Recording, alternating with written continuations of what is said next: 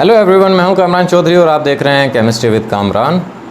Previous lecture में हम लोगों ने अभी क्लास 12 के चैप्टर नंबर 8 एलिफैटिक हाइड्रोकार्बन्स का जो लेक्चर हमने देखा था वो था फिज़िकल प्रॉपर्टीज़ ऑफ अल्कीन्स। आज के लेक्चर में हम लोग देखने जा रहे हैं reactivity of A pi bond.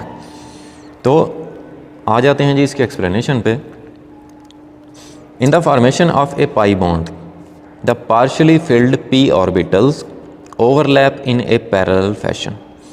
वो कह रहा है कि जब अल्कीन्स में जो सेकंड बॉन्ड होता है जिसको आप पाई बॉन्ड बोलते हैं कार्बन कार्बन के दरमियान, तो उसमें जो p ऑर्बिटल्स होते हैं जो पार्शियली फिल्ड होते हैं वो पैरेलली आपस में बॉन्ड बनाते हैं, पाई बॉन्ड जिसको आप बोलते हो।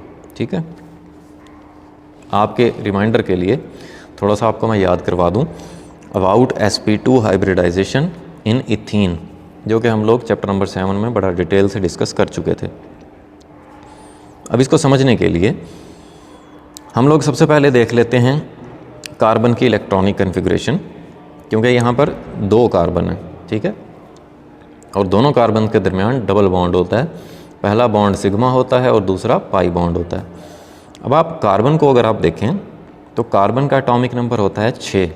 तो हम इसकी इलेक्ट्रॉनिक कन्फिग्रेशन कुछ इस तरह से करते हैं कि 1s में 2 इलेक्ट्रॉन, 2s में 2 इलेक्ट्रॉन, 1 इलेक्ट्रॉन 2px में, 1 इलेक्ट्रॉन 2py में, तो 6 इलेक्ट्रॉन्स हमारे कंप्लीट हो गए।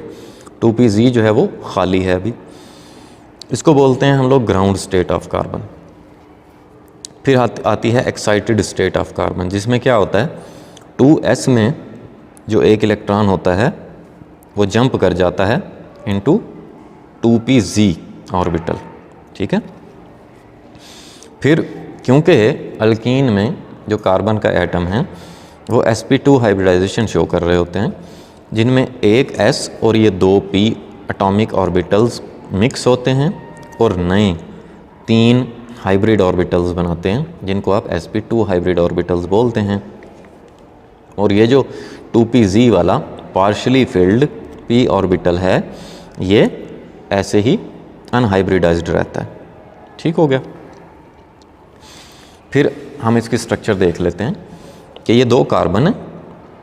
ये देखें 3 sp2 हाइब्रिड ऑर्बिटल्स आपने बना लिए, 1, 2 और ये 3। इसी तरह दूसरे कार्बन का 1, 2 और ये 3।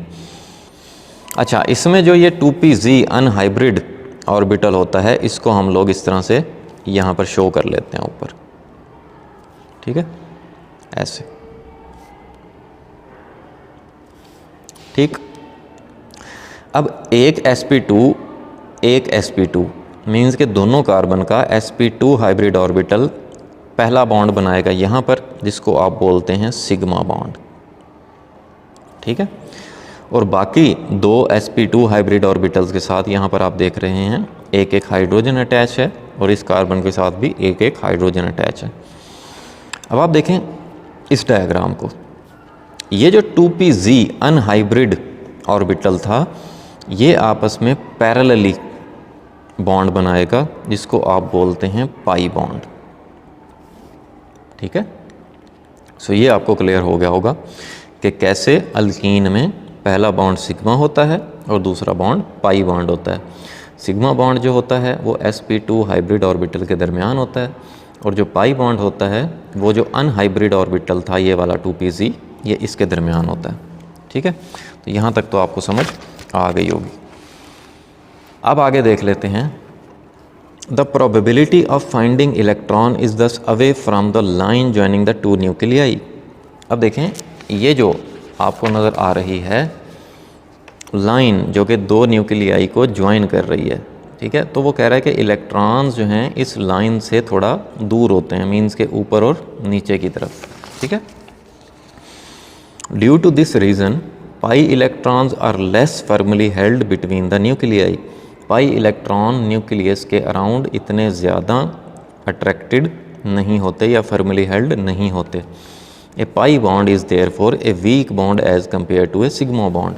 तो उन इलेक्ट्रॉन्स को निकालना ईजी होता है, तो इस वजह से हम कहते हैं कि पाई बॉन्ड जो है वो वीक बॉन्ड है as compare to sigma bond.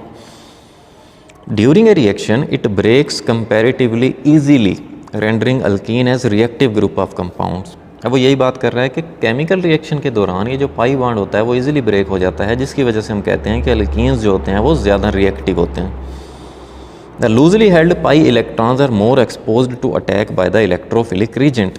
अब इन इलेक्ट्रॉन्स, क्योंकि ये न्यूक्लियस से दूर होते हैं, इन इलेक्ट्रॉन्स पर अटैक करना बाय द इलेक्ट्रोफिलिक रीजेंट वो आसान होता है। Alkenes therefore undergo electrophilic reaction very easily. तो इस तरह से हम कहते हैं कि अल्कीन्स इलेक्ट्रोफिलिक रिएक्शन इजीली कर सकते हैं। अब आपकी इन्फॉर्मेशन के लिए यहाँ पर बता दूँ कि व्हाट इज़ इलेक्ट्रोफाइल। इलेक्ट्रोफाइल क्या होता है? अब इलेक्ट्रोफाइल दो वर्ड्स से मिलकर बना है।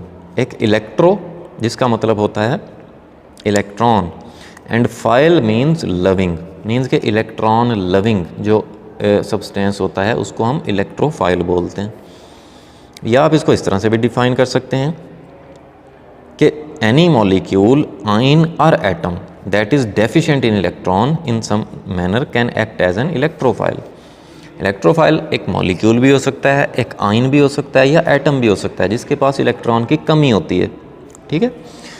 एक और डेफिनेशन क्या है इसकी कि the reagent which attacks the negative of the molecule और loves electron is called electrophile.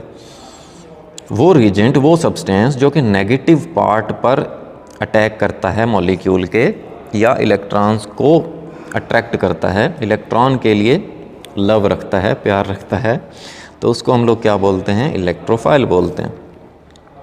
Electrophile जो होते हैं वो जनरली पॉजिटिवली चार्ज होते हैं, लेकिन ये न्यूट्रल भी हो सकते हैं। ठीक है। Electrophiles can accept a couple of electrons. Electrophile जो होता है उसके अंदर एबिलिटी होती है एक इलेक्ट्रॉन पेयर एक्सेप्ट करने की। सो ये देख ली आपने reactivity of A pi bond in alkenes. Hopefully आपको ये क्लियर हो गया होगा लेक्चर। फिर भी अगर आप लोगों के माइंड में कोई भी क्वेश्चन है, कोई भी कन्फ्यूजन है आपके माइंड में, देन आप कमेंट सेक्शन में मुझसे पूछ सकते हैं। Thank you very much.